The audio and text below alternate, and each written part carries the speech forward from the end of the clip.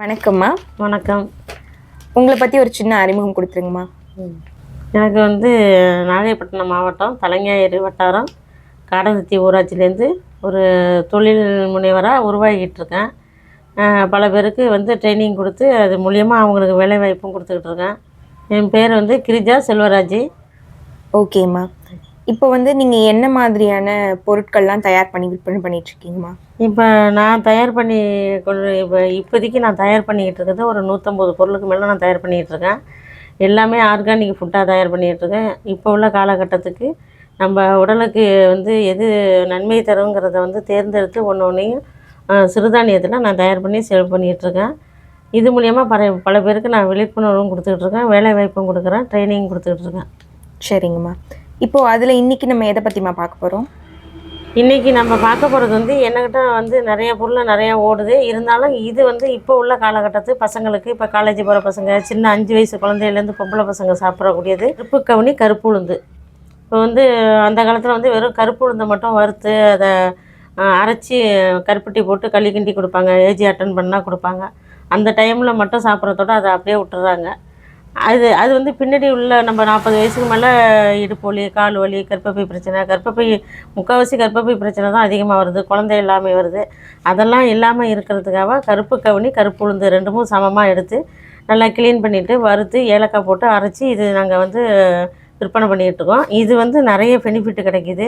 இது எங்களுக்கும் விற்பனையாக இருக்குது. இதை கொடுக்கும்போது எங்களுக்கு ஒரு மன திருப்தி வருது. இப்போ 5 வயசு குழந்தையிலேருந்து நம்ம இதை தொடர்ந்து நம்ம எடுத்தோம்னா சாதாரணமாக இதை அந்த பவுடரை நம்ம லட்டு மாரி பிடிச்சி நம்ம வச்சுக்கலாம். வச்சுக்கிட்டு டெய்லி ஒன்று சாதாரணமாக அந்த ஸ்நாக்ஸ் சாப்பிட்றத அதோடு சேர்த்து இது ஒரு உருண்டையும் சாப்பிட்டாங்கன்னா அவங்களுக்கு நல்லது. ஏஜி அட்டன் பண்ணுற டயத்தில் கொடுக்குறதோட நம்ம தொடர்ந்து பசங்களுக்கு கொடுத்தோம்னா, லேடிஸ் பசங்களுக்கு, ஜென்ஸு பசங்க எல்லாருமே பொதுவாகவே சாப்பிட்லாம். இருந்தாலும் இதுக்கு நிறைய பெனிஃபிட் பசங்க பொம்பளை பிள்ளைங்களுக்கு தான். இப்போ ஏஜி அட்டன் பண்ணும்போது மட்டும் நல்லெண்ணெய் போட்டு எள்ளு போட்டு அதை கருப்பட்டி போட்டு காய்ச்சி களி மாரி கிண்டி கொடுக்கலாம். சாதாரண நாளில் நம்ம லட்டு மாரி சாப்பிட்லாம், பாலில் போட்டு ஆற்றி குடிக்கலாம். இப்போ ஹார்லிக்ஸ் பூஸ்ட்லாம் சாப்பிட்றோம்ல, அதுமாரி இதை சாப்பிட்டோம்னா இது நல்ல பெனிஃபிட் இருக்குது. இது உடம்புக்கும் நல்லா ஏற்றுது. பசங்களுக்கு நல்ல ஆரோக்கியத்தை கொடுக்கும். பிற்காலத்தில் அவங்களுக்கு எந்த குழந்தை இல்லாமையும் இருக்காது. கர்ப்பப்பை நல்லா கிளியராக இருக்கும். கர்ப்பப்பையில் உள்ள இப்போ நீர்க்கட்டின்னு சொல்கிறாங்க, நிறைய பிரச்சனைகள் வருது. இதெல்லாம் இல்லாமல் இருக்கிறதுக்கு இதெல்லாம் நம்ம எடுத்துக்கிட்டோம்னா ரொம்ப நல்லதுன்னு நான் ஒவ்வொருத்தருக்கும் விழிப்புணர்வு கொடுத்துக்கிட்டு இருக்கேன். இப்போ இது நீங்கள் எப்படி ட்ரைனிங் எடுத்துக்கிட்டீங்கம்மா? இது ட்ரைனிங் எடுக்கலை. சொல்லப்போனால் நான் சும்மா நான் ட்ரைனிங் எடுத்துட்டேன்லாம் சொல்லலை.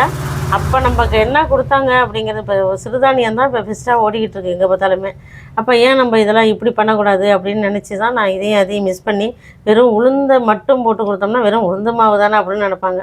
இப்போ கருப்பு கவுனிங்கிறது நல்ல ஒரு வரவேற்பாக இருக்குது. அதனால் கருப்பு கவுனி அதில் மிஸ் பண்ணி அரைச்சி கொடுத்துட்ருக்கேன். இது நான் எந்த ட்ரைனிங்கும் எடுக்கலை. இப்போ நானேவே அப்போ என்ன செய்வாங்கங்கிறத அதை கொஞ்சம் டிஃப்ரென்ஸாக போட்டுக்கிட்டு இருக்கிறேன். ஆனால் நான் ட்ரைனிங் கொடுத்துக்கிட்டு இருக்கேன் எல்லாருக்கும்.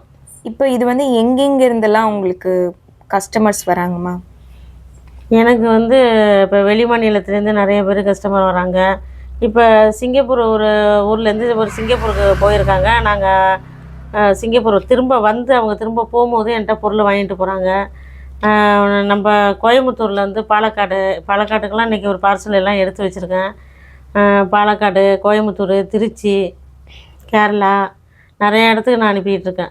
இப்போ எனக்குன்னு இப்போ வீடு நாங்கள் செட் பண்ணி வீடெல்லாம் போட்டு அதுக்கு பிறகு பக்கத்தில் ஒரு செட்டு மாரி போட்டு நிறையா உற்பத்தி பண்ணலாம்ன்ட்ருக்கேன். இப்போ பண்ணிக்கிட்டுருக்கேன். இருந்தாலும் இன்னும் நிறையா வேலைவாய்ப்பு கொடுக்கணும், எல்லாரையும் ஒரு தொழில் முனைவர் ஆக்கணுங்கிற ஒரு வைராக்கியம் எனக்கு இருக்குது. இப்போ தலைஞாயிறு வட்டாரத்தில் பார்க்க போனால் ஒரு சின்னதாக நிறைய ஒன்றும் பண்ணாமல் சிம்பிளாக தான் பண்ணிகிட்ருக்காங்க. இப்போ நான் பண்ணுறது நிறைய பேருக்கு இப்போ தெரிஞ்சு அவங்கவுங்களும் என்கிட்ட நிறைய யோசனையெல்லாம் கேட்குறாங்க, நிறைய சொல்கிறேன். ஃபோன் மூலியமா இதை பண்ணலாமா அதை பண்ணலாம்னு கேட்கும்போது துணிஞ்சு செய்யுங்க அப்படிங்கிறது மாரி சொல்லுவேன். மிஷின் எடுக்கும் போதும் ஒரு மிஷினை போய் நம்ம எடுக்கிறோம்னா அவங்க நேராக போய் அவங்களுக்கு என்ன தேவையோ அவங்கள எது நமக்கு பயனுள்ளதாக இருக்குமோ அதை மாதிரி எடுங்க அப்படின்னு சொல்கிறது. நிறைய பேருக்கு நான் பல பேருக்கு யோசனையும் சொல்லிகிட்டு இருக்கேன். அதுமாரி பார்சல் போடும்போதும் அவங்கள்ட்ட கேட்குறது, இதுமாரி இருக்குன்னு அந்த பார்சல் கேட்டால் அந்த பொருளை ஒன்றையும் போடாமல், இந்த சாப்பிட்டீங்கன்னா இன்னும் நல்லாயிருக்கும், இதெல்லாம் சாப்பிட்டு பாருங்கள் அப்படின்னு சொல்லுவேன். அமௌண்ட் உங்களுக்கு முன்னாடி அனுப்புகிறேன் மேடம் அப்படின்னு சொன்னால், இல்லைம்மா நான் முன்னாடி அனுப்புகிறேன், நீங்கள் அதை வாங்கிக்கிட்டு எனக்கு அனுப்புங்க அப்படின்னு சொல்லிடுவேன்.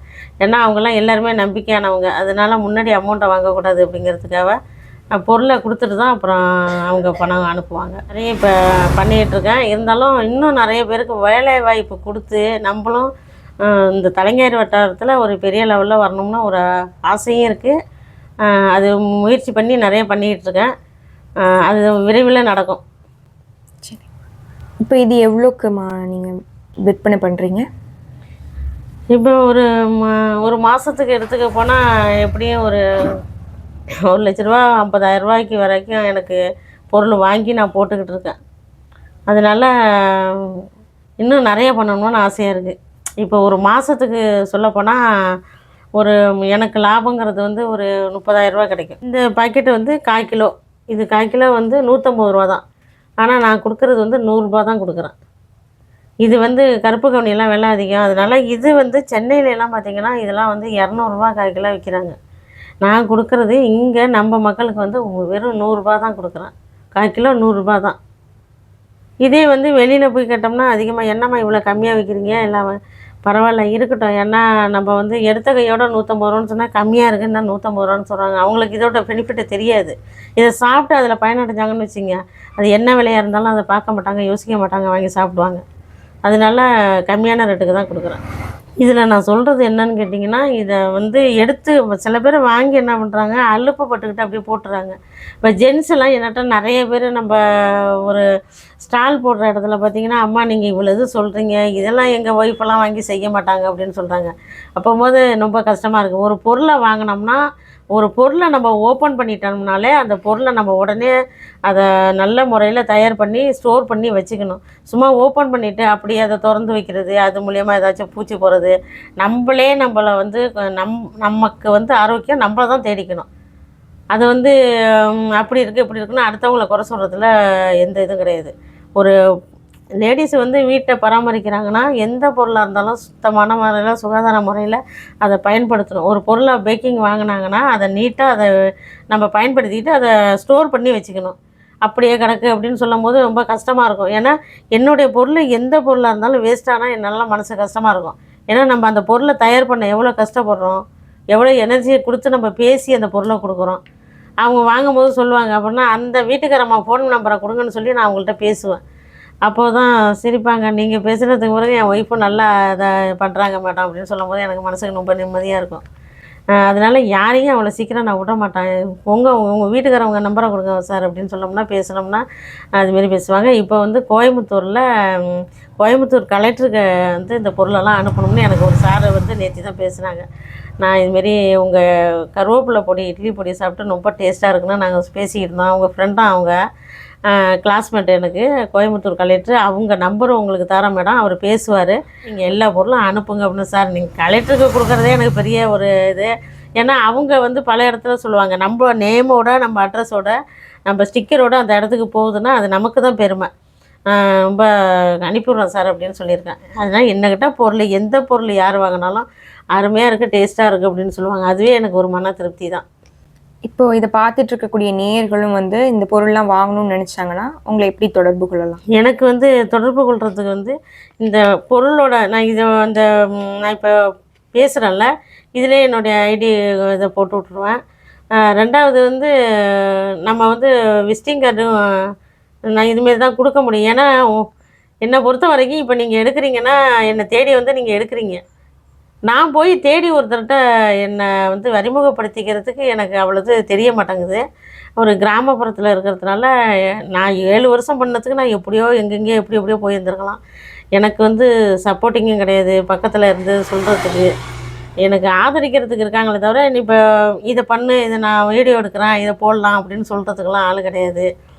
அதனால ரொம்ப கஷ்டமாக இருக்குது. இந்த வீடியோ பார்க்குற நீங்கள் என்கிட்ட என்னுடைய கான்டாக்ட்டுக்கு ஃபோன் பண்ணிங்கனாலோ வாட்ஸ்அப்பில் நீங்கள் உங்கள் அட்ரஸ் அனுப்புனாலோ நான் அனுப்புனேன்னா எனக்கு கொஞ்சம் மனசுக்கு திருப்தியாக இருக்கும். எனக்கும் வியாபாரம் ஓடும், நானும் பல பேருக்கு ஒரு வருமானம் கொடுக்குற ஒரு சான்ஸ் எனக்கு கிடைக்கும்.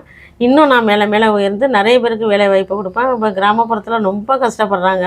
அவங்களெல்லாம் வந்து ஒரு ஊக்கப்படுத்தி அவங்கவுங்களே ஒரு சின்ன சின்ன தொழில் பண்ணுறது மாரி என்னால் முடிஞ்ச வரைக்கும் நான் செஞ்சு காட்டுவேன். என்னுடைய நம்பர் வந்து 91 59 89 60 79.